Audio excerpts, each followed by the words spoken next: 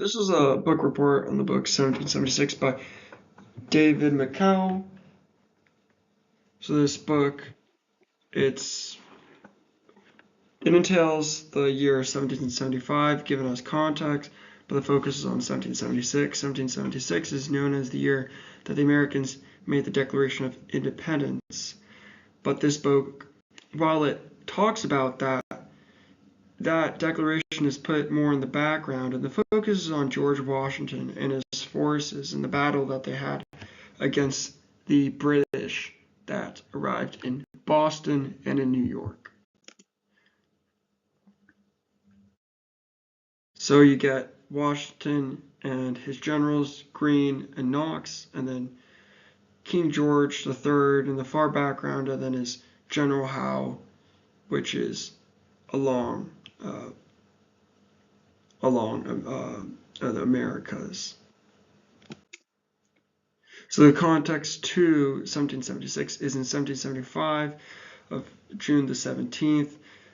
The British, with their large naval fleet, arrived on Bunker Hill, which is also Breed's Hill, but they just call it Bunker Hill because the British ended up taking the whole hill. But it was a huge loss for the British, even though they ended up taking the hill, because of the casualties that they had that fell.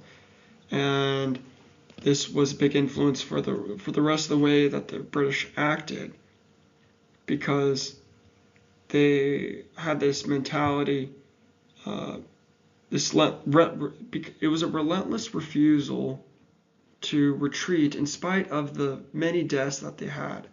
And so for the rest of the war and for the British failure, they will be too cautious in their pursuit. Why was that? Is because of Bunker Hill and the disasters that fell here. And so, and Bunker Hill was in Boston, and this is a map of New York, and the British end up in New York. In red is New York, is the British, blue is the American forces, the colonists. And while they were up north in New York, George Washington ends up asking one of his generals to go up north and to get to get more weaponry. And so Knox, one of his generals, ends up, or a regular man actually, that ended up becoming a general, for his valiant effort and his delivery of the many arms. But what ends up happening is that over Dorchester Heights, Knox carries, with the help of a bunch of oxen, over blizzards and frozen ground many miles. He carries this heavy weaponry, and they ended up, when the weaponry was delivered, they ended up putting that over Dorchester, or they ended up fortifying Dorchester Heights just above Boston. And so Boston woke up one morning, the British woke up and saw Dorchester Heights with a load of cannons pointing at them. And so the British were in disarray, and they ended up panicking and fleeing the city and leaving behind many things. And what ended up happening is they ended up fleeing to New York. And they first landed at Staten Island and then Long Island, where there's a battle.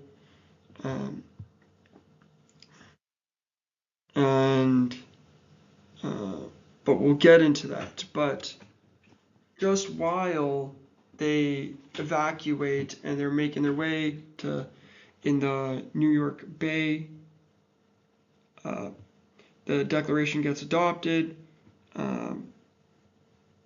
It's a document that the Americans have to center their efforts around. It's not just some ideal, but it's what the Americans, our forefathers, say are the self-evident truths and unalienable rights that are life, liberty, and the pursuit of happiness. In the response of of what life what was like under in response of what life was like under the British. So this was Knox and his effort. You can see the oxen pulling the heavy cannons over hard conditions, and he kept on pursuing. This book is full of summers that are just full of snow, horrendous, and the colonists have little food, they're cold, and yet they persevere. So he captured 59 cannons. This is from the French, from a fort way up north.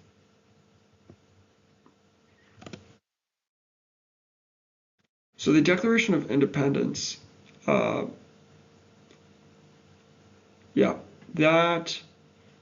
that was a central document, and even if this, this wonderfully written declaration was made, it wouldn't have any effect unless if the war was won, because the British could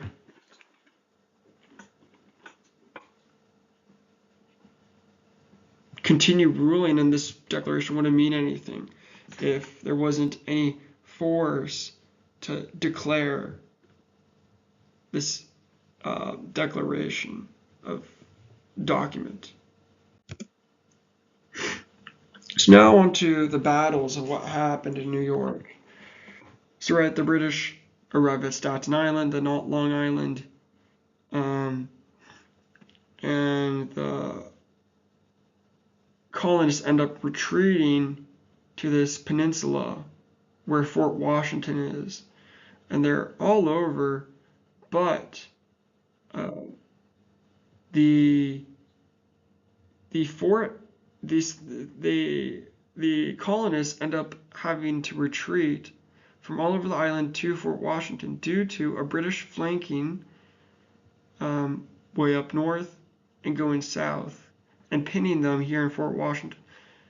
And the British had a lot of boats that would have been able to go upstream and to keep Washington and his forces all in a pinch, but the tides weren't in his favor, in the British favor, and they were stuck in Fort Washington. So Washington says, oh, it's divine providence, and many others, that we're still alive. Fort Washington, though very well guarded, could have been their end, but Washington decides to retreat across the Hudson to Manhattan in the middle of the night, while the British are tunneling with their shovels towards Fort Washington. And the British aren't going on a full-on attack because of what happened at Bunker Hill and the many lives lost.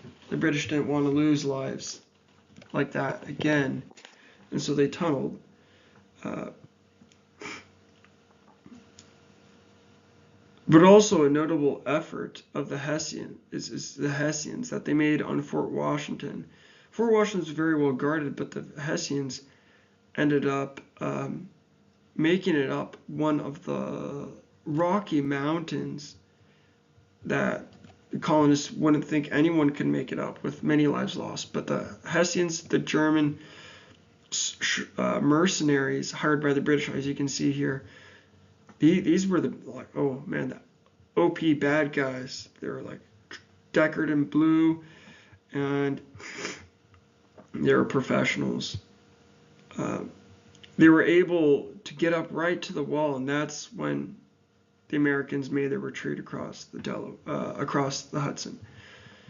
And so the Americans retreat, and they make it past, and they go past the Delaware River, and the British follow, but only a small amount is at Trenton. Because the Americans kept on retreating, never having a victory, they only had minimal forces at Trenton. But George Washington decides that the morale of the Americans is very low. And so it's either now or never, because many of the soldiers are leaving or are giving themselves up to the British. And so the Americans George Washington decides to attack alongside them and take Trenton. And they ended up killing 100 Hessian, these guys, soldiers, and 900 of them surrender. The crossing the Delaware, the icy river on Christmas Day, is an iconic image because of the courage and fortitude that the soldiers had in rowing in the really rough conditions, and the other groups, the other generals, ended up retreating and ended up foregoing their attack because of the rough conditions, that they weren't able to reach Trenton. But George Washington and his mates, because of George Washington's stature and his voice that could be heard on the river, the colonists kept rowing, and they made it to Trenton, ended up taking it. And this changed the war. It was the first big victory of the Americans during the Revolutionary War. And many more Americans will enlist, and the Americans start taking pride and start believing that they could win this war with this first pretty great victory. And they follow up to Princeton. So 32,000 British and Hessian troops that arrived in Boston and in New York.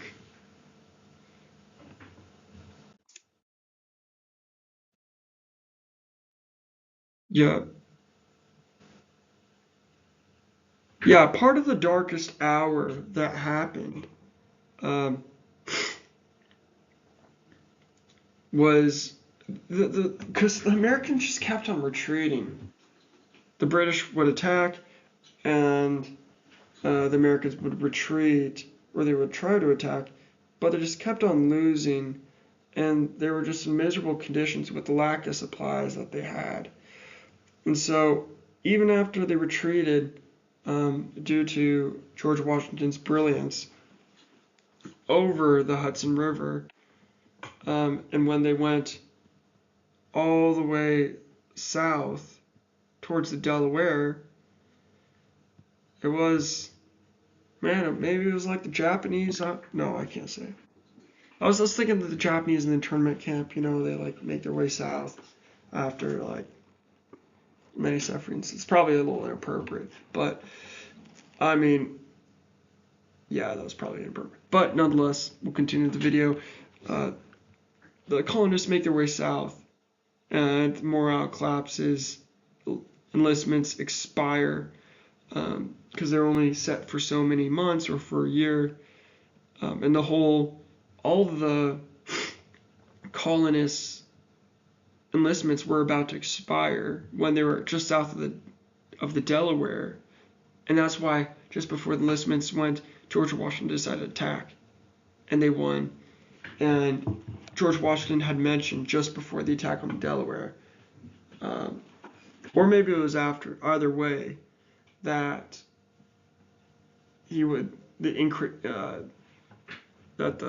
America would give the soldiers an increased pay to continue being soldiers. Right, George Washington, as it was mentioned, crossing the Delaware. This is not the Delaware. This is a creek along the road they're going. But George Washington, his morale,